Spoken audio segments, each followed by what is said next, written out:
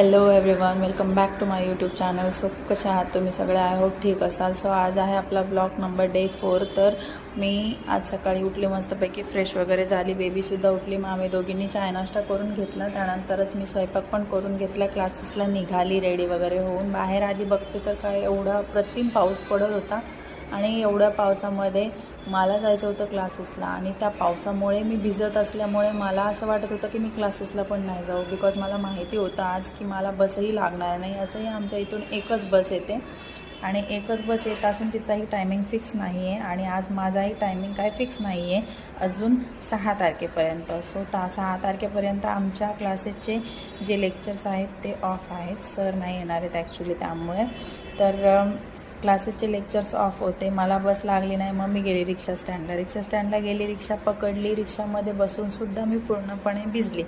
मग मी भिजली, त्यानंतर मग मी आली क्लासेसला आली, बसली आणि 2-4च मुले होती क्लासरूममध्ये. सो सर आले. त्यानंतर मग सरांनी सूचना दिली की आम्ही पत्र लिहून द्यावं लागेल बिकॉज आम्ही नव्हतो आलो पॅरेंट्स मीटिंगला. त्यामुळे मग पॅरेंट्स मीटिंगला असंही जे पण आले होते त्यांनासुद्धा आम्ही पत्र लिहून घेतलं सरांनी त्यांच्याकडून आणि आमच्याकडून पण लिहून घेतलं. मग सरांनी त्याच्यावरती सही शिक्का स्टॅम्प वगैरे मारून घेतला. त्यानंतर आले क्लासमध्ये आले आणि मग जेवण वगैरे करून घेतलं. जेवल्याच्या नंतर मग घेतला स्टडी करायला.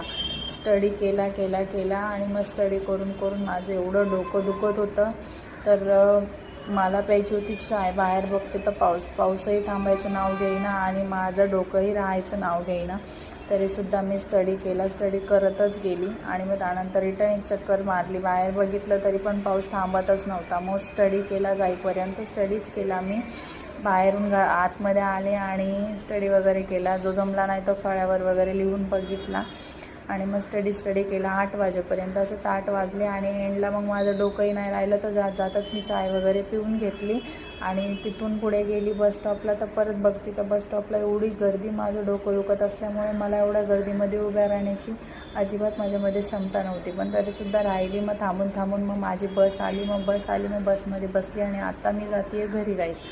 तर आजच्यासाठी बस एवढंच. व्हिडिओ आवडला असेल तर व्हिडिओला लाईक शेअर कमेंट नक्कीच करा. मी चॅनलवरती नवीन आहे सो माझ्या चॅनलला सबस्क्राईबही करा. जर तुम्हाला स्पर्धा परीक्षेबद्दल माझ्या लाईफमध्ये थोडंसं इंटरेस्ट आलं तर ते तुमच्याही कामी येईल आणि मलाही तुमच्याकडून प्रेरणा मिळेल. तर मी असंच नवीन ब्लॉग बनवत जाईल.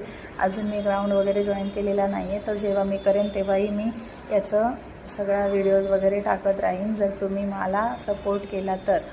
सो गाईज, मला सपोर्ट करा, असंच माझ्यासोबत राहा. तोपर्यंतसाठी एवढंच बस. भेटूया उद्याच्या नेक्स्ट ब्लॉगमध्ये. तोपर्यंतसाठी